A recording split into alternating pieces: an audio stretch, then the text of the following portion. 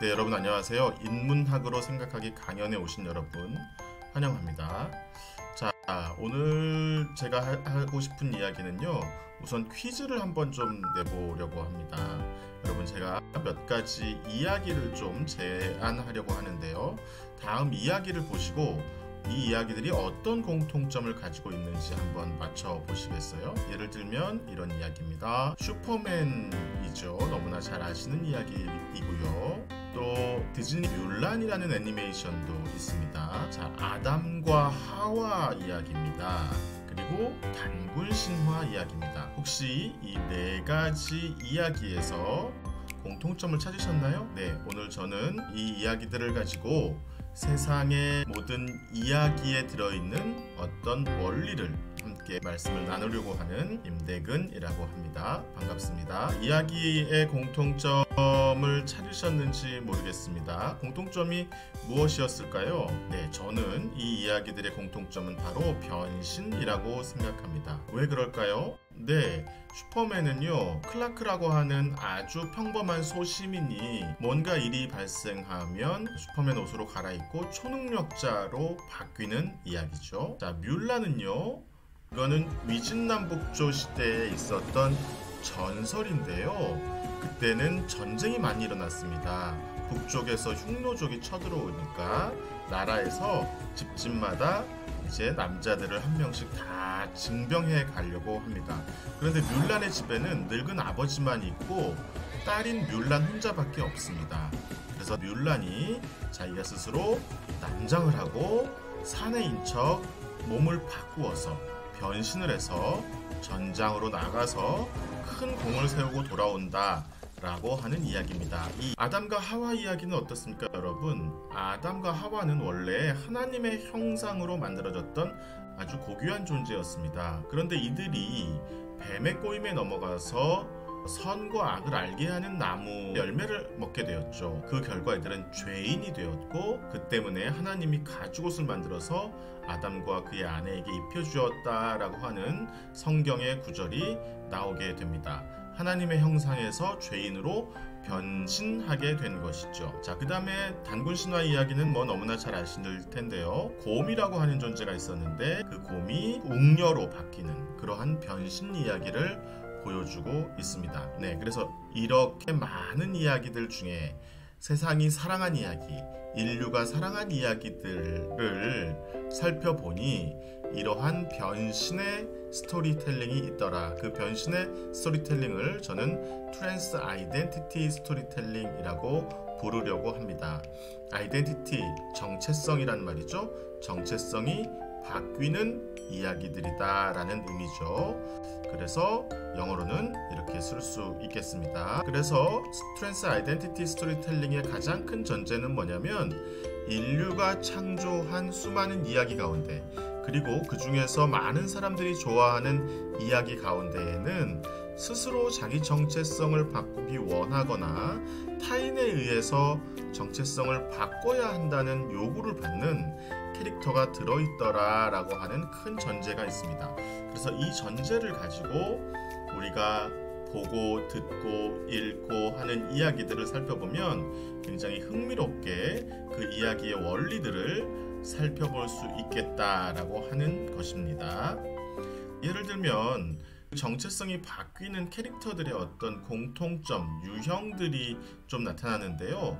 뮬란 같은 것들은 어떻게 볼 수 있냐면요, 정체성이 역전되는 경우입니다.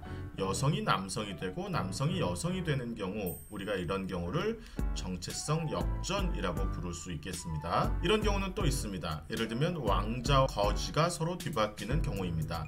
이 영화는 나는 왕이로소이다 라고 하는 주지훈이라는 배우가 주연을 맡았던 영화죠. 서로 뒤바뀌었습니다. 거지가 왕자가 되고 왕자가 거지가 되었습니다.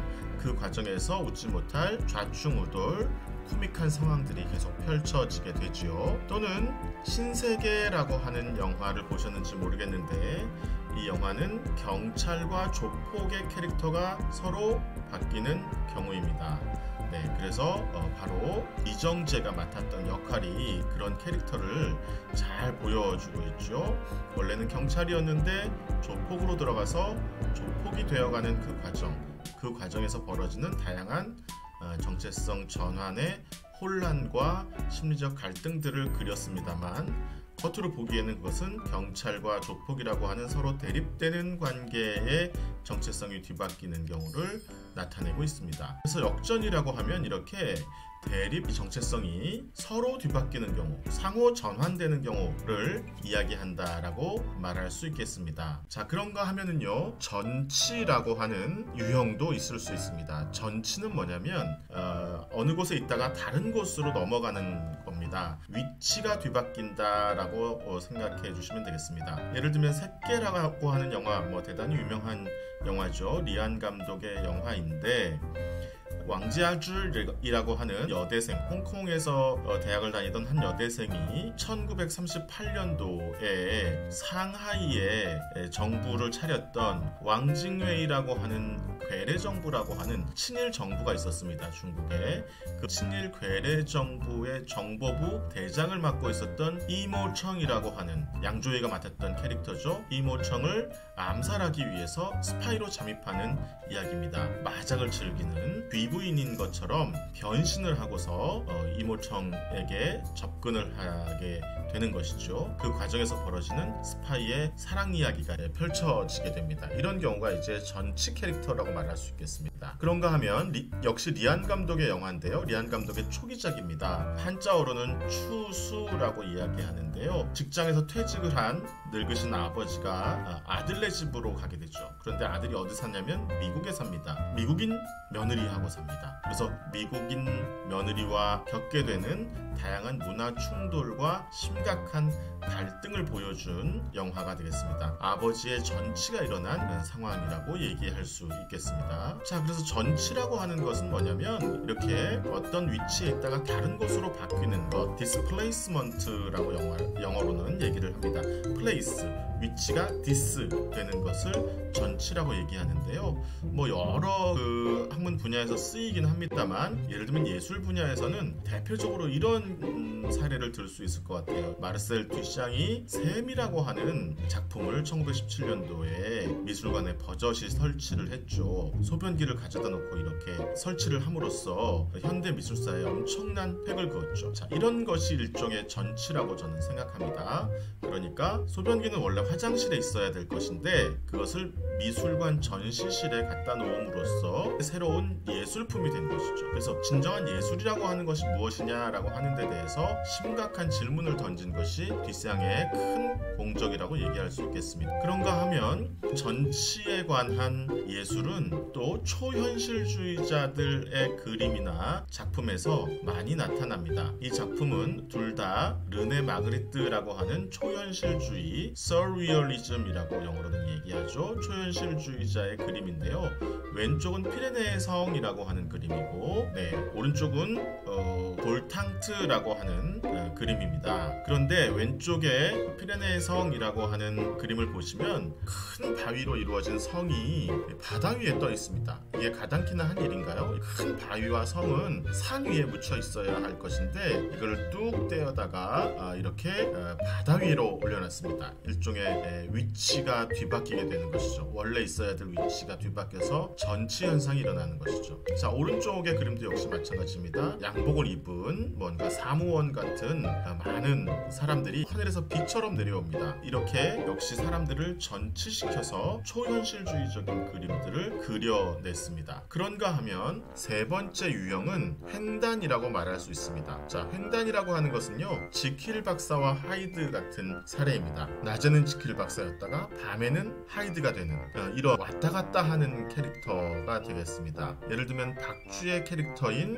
그 신부 캐릭터, 횡단하는 캐릭터가 되겠죠. 신부였다가 흡혈귀였다가 신부였다가를 자꾸 왔다 갔다 합니다. 그래서 이렇게 횡단이라고 하는 것은 제가 이름을 붙인 것인데 역전과 전치가 반복되고 완복되는 그런 캐릭터를 의미한다라고 말할 수 있겠습니다. 자, 그런가 하면은요, 또 네 번째 유형은 초월이라고 하는 캐릭터도 있습니다. 초월이라는 캐릭터는 붉은 수수밭이라고 하는 장이모우의 데뷔작에서 영화에서 보시면은 이 술도가집 여성이 처음에는 너무나 가난해서 돈이 없어서 아버지의 손에 이끌려서 술도가집으로 팔려와서 시집을 온 그런 캐릭터였습니다. 그런데 나중에는 이 캐릭터가 점점점 성장해서 일본의 대항에서 항일 투사가 되는 모습으로 그려지게 되죠. 그래서 조얼이라고 하는 그 캐릭터인데요. 이 조얼 캐릭터가 바로 이런 모습을 보여주었습니다. 그런가 하면 뭐 옛날 영화긴 하지만 우리들의 일그러진 영웅 이문열 작가의 원작 소설을 가지고 만든 영화죠. 이 영화도 보면은 엄석대라고 하는 담임 선생님을 대신하는 엄청난 그 캐릭터가 나오죠. 그런데 이 엄석대가 반에서 온갖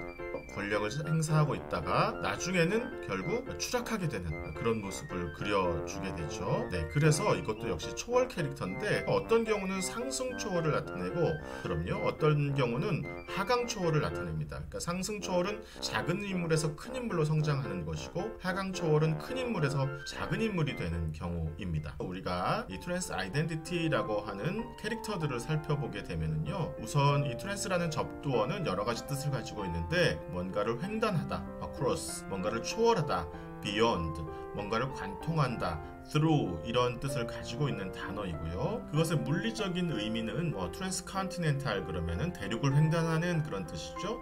트랜스 아틀란틱 그러면은 대서양을 횡단하는, 트랜스 알파인 그러면 알프스 산맥을 횡단하는, 트랜소닉 하면은 초음속의 그런 뜻이고요. 우리가 잘 아는 트랜스폼 그럼 변형, 폼을 트랜스하는 이라는 뜻이고요. 트랜스레이트 번역하는 이라는 뜻이고요. 트랜스젠더 성별이 바뀌는, 트랜스포비아 그런 트랜스젠더에 대한 혐오증을 가지고 있는 사람들을 이렇게 얘기할 수 있습니다. 또는 추상적인 의미로 쓰이는 경우도 있습니다. 예를 들면 트랜스그레스라고 하면 도덕적이거나 법적인 한계를 넘어서다 혹은 벗어난다 라고 하는 뜻이고요. 트랜스엔딩이라고 하면 초월한다는 뜻이고, 트랜스피니트라고 하면 유한성을 초월한다 이런 뜻을 가지고 있습니다.